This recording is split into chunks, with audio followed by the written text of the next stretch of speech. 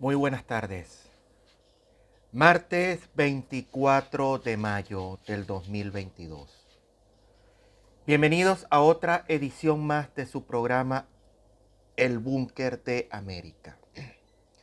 Quien les habla, Ismael Márquez, CNP 13083 de la República de Venezuela y ex oficial del Ejército de Venezuela. Antes de iniciar y entrar en materia, voy a aclarar que este programa va a salir de ahora en adelante solamente 2 veces a la semana, martes y miércoles, porque el resto de los días verdaderamente no tengo mucho tiempo para grabar, a diferencia de los miserables politiqueros que se robaron el dinero de la ayuda humanitaria o viven de supuestas donaciones. Este humilde servidor, ya casi 4 años en el exilio, sí tiene que trabajar, producir sus medios, su sustento para sobrevivir, ayudar a mi familia, entre otras cosas.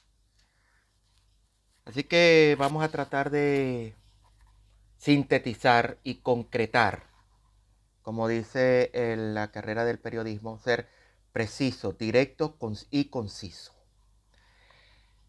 En el programa de hoy vamos a abordar lo que es el tema de la deuda externa, que es una de las mayores tragedias que nos está legando la narcodictadura o narcotiranía, primero encabezada por el demonio de Sabaneta, el destructor de Venezuela, como fue el inefable Hugo Rafael Chávez Frías, y luego desde el 1999 al 2012 y del 2013 hasta la actualidad con el genocida y asesino de Nicolás Maduro Moro. Para este programa me voy a basar en una investigación muy bien realizada por el capitán de altura de lo que fue la Marina Mercante de Venezuela, quien considero también mi maestro en el área de literatura, es el señor Darío González, quien tiene más de 30 libros escritos, uno de ellos de poesía, que por cierto me debe que me envíe la poesía de Ay Soldadito, que me la leyó por vía telefónica porque él se encuentra en Venezuela, luchando en Venezuela. Y es una poesía hermosísima, pero que a la vez desnuda lo que es el actuar, el actual, perdón, la actuación de las fuerzas desalmadas de Venezuela. Digo desalmadas porque no tienen alma, no tienen espíritu, no tienen mística. Lo que están es dado a la corrupción, a la aberración y a la represión de cualquier voluntad democrática que nazca en Venezuela. Bien, para abordar la deuda externa, que prácticamente ahora sí es eterna, y que la narcodictadura hipotecó a Venezuela por más de 5 generaciones. El señor Darío González me envía un trabajo a mi correo y empieza así: todo país que exporta o importa algo bien le debe o debe cierta deuda a otro país. Esto es normal. Es deuda producto de las constantes transacciones que se realizan a diario y son controlables. Lo que es absurdo e increíble es la forma como que se contrajo la actual deuda externa y el monto al cual se ha llegado. Recordemos que si nosotros pedimos un préstamo en un banco, a una cooperativa, desde luego esto es una deuda que contraemos. Y por eso que tanto el banco como la cooperativa hace un estudio de si la persona está en capacidad de honrar esa deuda a través de cuotas, pero siempre con un porcentaje de interés. Actualmente yo tengo, digamos, unas deudas con una cooperativa y la voy pagando poco a poco, así, de acuerdo a mis ingresos. Porque el primer principio de economía y que debe de aplicar cualquier ser humano es no gastar más de lo que percibes. Y sabíamos que Venezuela era un país extremadamente rico, que tenía capacidad de endeudamiento, pero a la vez capacidad de pago por los inmensos activos que posee. Pero en Venezuela se atravesó o existe algo que daña también a los demás países de Latinoamérica, como es la corrupción. Cuando roban el dinero de los empréstitos para beneficio personal, que es lo que pasó en Venezuela. Sigo en el trabajo. A comienzo de este siglo, es decir, creo que del siglo XX, la deuda externa alcanzó la cifra de 125 millones de bolívares. Los países acreedores de entonces, que casualmente son los mismos con los que hoy estamos entrampados, bloquearon las costas de nuestra patria. Esto llevó a los protocolos de Washington de 1903 y 1904, mediante las cuales la República se comprometió a cancelar la deuda en condiciones bastante onerosas, entre las que estaba la entrega de las aduanas y hasta llegar a estar representado en discusión de negociación de la deuda por un delegado de los Estados Unidos. Esto fue el famoso bloqueo de 1902. Cuando Venezuela se desangraba en una guerra civil llamada la Revolución Libertadora, donde gobernaba era Cipriano Castro. Ahora bien, estas deudas fueron increscendo, como dicen en italiano, en increscendo, producidas por el robo descarado de Antonio Guzmán Blanco, que los préstamos que hizo después de la Guerra Federal fue para enriquecerse propiamente.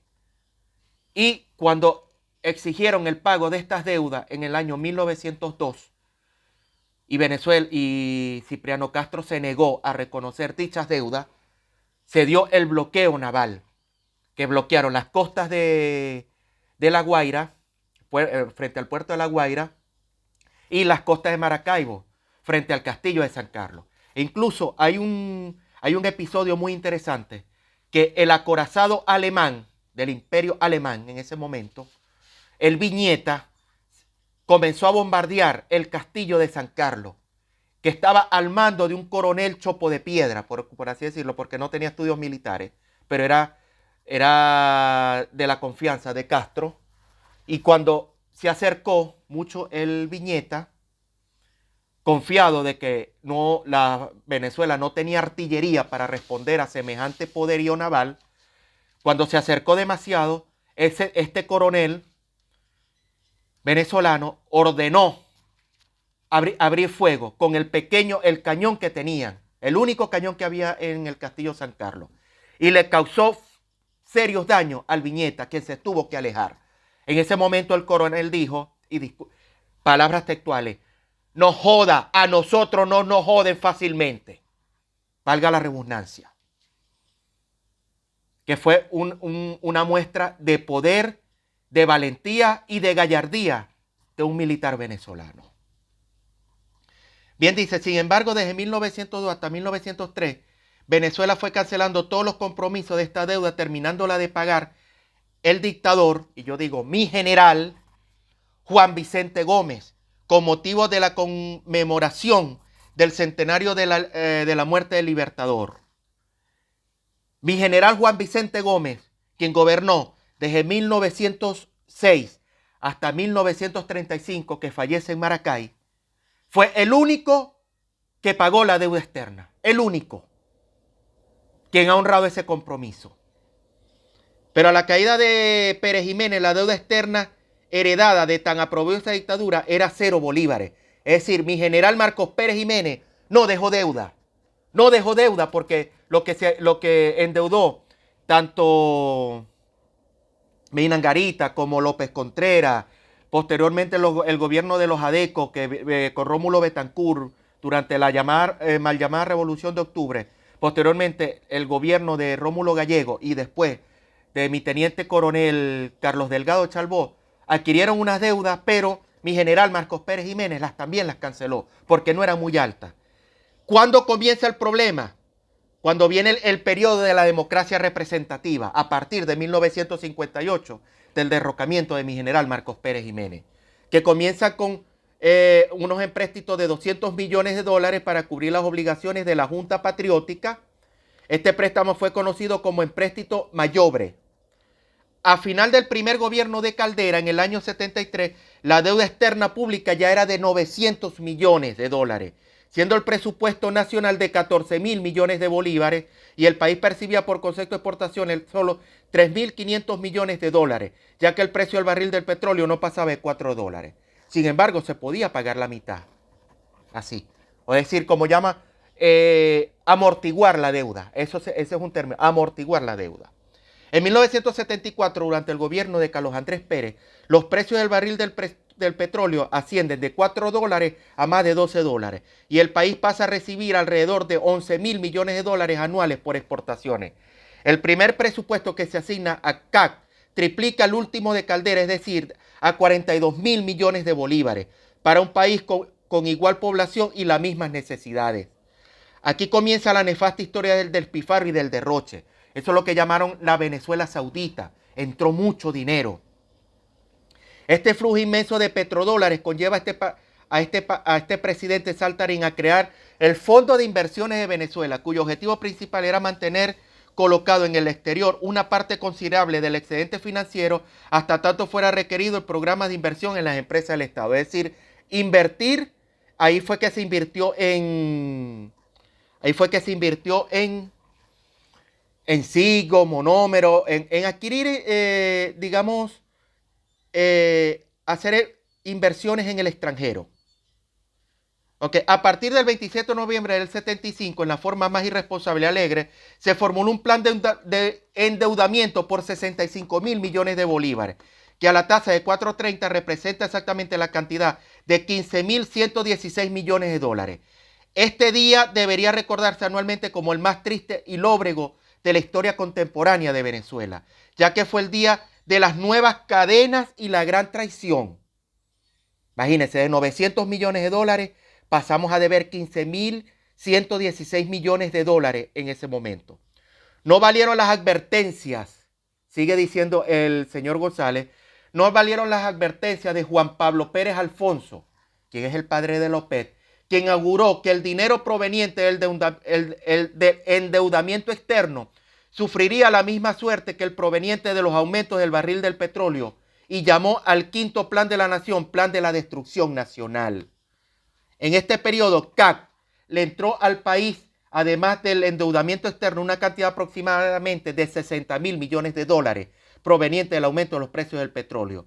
Y al finalizar su periodo, la deuda externa pública había ascendido de 900 millones de dólares a 17.800 millones de dólares, que conjuntamente con la privada hacía un gran total de 22.000 millones de dólares.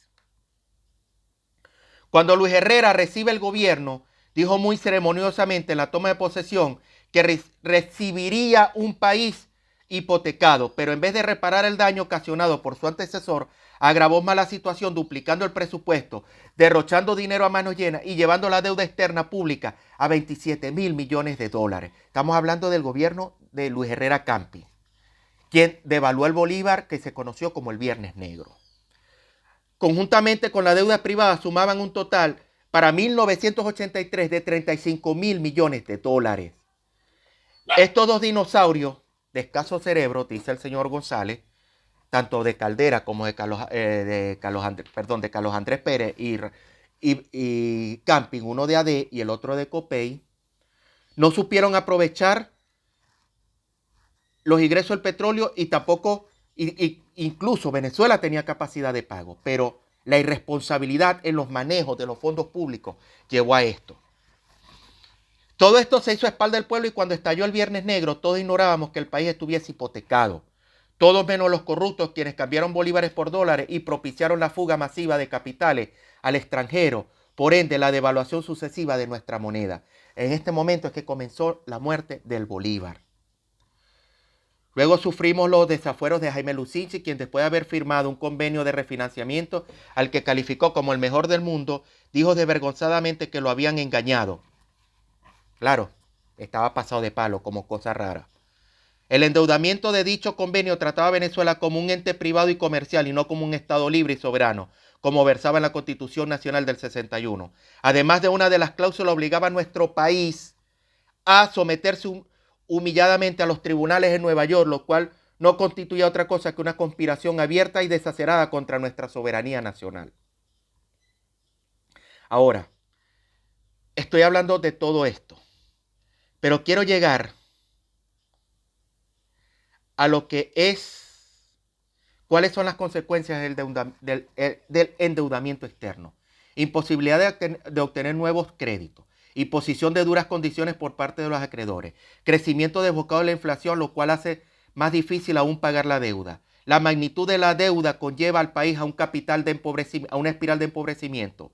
La deuda externa nos puede encerrar en un círculo vicioso, pedir prestado para pagarla y pagarla para poder pedir prestado. La deuda externa puede convertirse en una punta de lanza por parte del país propietario, pues nos puede convertir en un tributario permanente. Endeudar la patria es arriesgarse a depositar la soberanía en manos de banqueros internacionales. Ahora, voy a decir de cuánto era la deuda externa desde 1998, que la recibió Hugo Chávez Frías cuando gana en el 98, hasta el año de su muerte, en el 2013.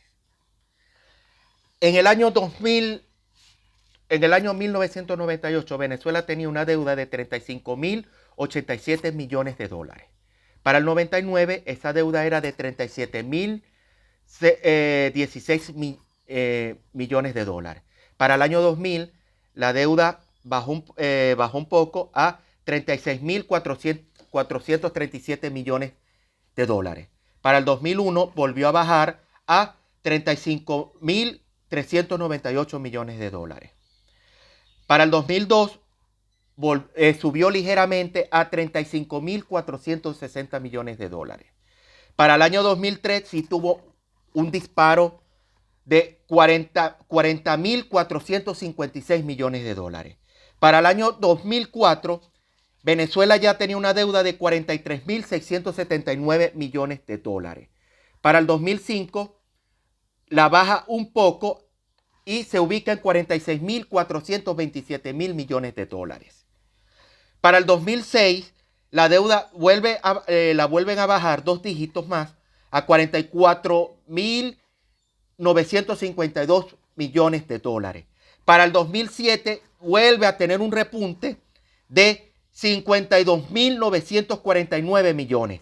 Para el 2008 vuelve a subir la deuda a 53.223 millones de dólares. Para el 2009, aquí se desbocó a 70.246 millones de dólares. Para el 2010, la deuda asciende a 84.058 millones de dólares. Para el 2011, a 97.888 millones de dólares. Para el 2012, a 105.779 millones de dólares. Y para el 2013, fecha en que supuestamente muere Chávez, la deuda alcanzaba 115.288 millones de dólares. Y lo más triste de esto es que, como dice el señor González, el incremento del endeudamiento externo se produjo en un periodo caracterizado por pujantes ingresos petroleros que inauditamente sirvieron para financiar un elevado gasto público. Al país le entró en ese tiempo la escandalosa suma de 1.280.000 millones de dólares. Es decir, que había dinero por demás para pagar las deudas y no para seguirse endeudando. Pero este dinero que nos endeudó primeramente Chávez y después, posteriormente, la rata inmunda de Maduro, ese dinero se fugó en corrupción. En corrupción. Actualmente, ¿cuántos bolichicos no existen con miles de millones de dólares en sus cuentas? Y aquí el señor González toma una frase del ilustre doctor Arturo Uslar Pietri, quien lo vaticinó en su obra de una a otra Venezuela, y en sus escritos, que en sus artículos del Nacional, que se llamaba El Pizarrón, que lo que iba a pasar, el Minotauro lo denominaba él. Venezuela es un caso extremo. Un pequeño país que recibe un desmedido flujo de dólares proveniente de la actividad petrolera y no solamente los gasta, sino que incurre en la locura de endeudarse. Venezuela, vulgarmente, se tragó más de 30 planes Marshall. Un plan Marshall sirvió para sacar a Europa de la posguerra, después de la Segunda Guerra Mundial, y convertirla en lo que es hoy. Venezuela se ha tragado más de 30 planes Marshall por la irresponsabilidad de estos miserables. Y con esta gente que dicen soberanía, patria, y hipotecaron el país. Actualmente considero que cuidado y si la deuda de Venezuela no supera los 200 mil millones de dólares. Y lo peor es que entraron a Venezuela más de $1 billón y se podía pagar esa deuda. Y lo peor es que hoy la mal llamada oposición, o sea, es oposición oficialista, cómplice del narcorrégimen, hizo quebrar Monómero. Monómero está quebrada. Monómero debe más de 1.600 millones de dólares. Eso tiene que explicarlo Guaidó en su momento. Pero como es un cobarde y un maricón, no lo va a hacer. Bien, señor, me pasé de tiempo. Recuerden visitar en nuestro Twitter y en nuestro Instagram. Este programa va a ser publicado en Instagram, y los datos de las deudas externas desde 1998 hasta el 2013 lo voy a publicar en el Twitter. Bien, señores, muchas gracias por su atención. Nos veremos dentro de un momento, que haré el otro programa para unas reflexiones sobre el síndrome de candidaturitis electoralitis que existe en Venezuela y un enfrentamiento que estuve por allí con uno de los supuestos dirigentes de la oposición, o sea, por grupos de WhatsApp, con dos pajarillos. Uno de ellos, en algún momento le voy a dar su lección para que aprenda a respetar a los mayores y sobre todo porque le encanta y respetar a las mujeres. Y me refiero al inefable, loco y chulo de Ángel Prato. En un rato volveremos. No se aparten y me regresan pronto. Que Jehová de Israel y los ejércitos me los protejan hasta el momento que grabe el segundo programa. Muchas gracias.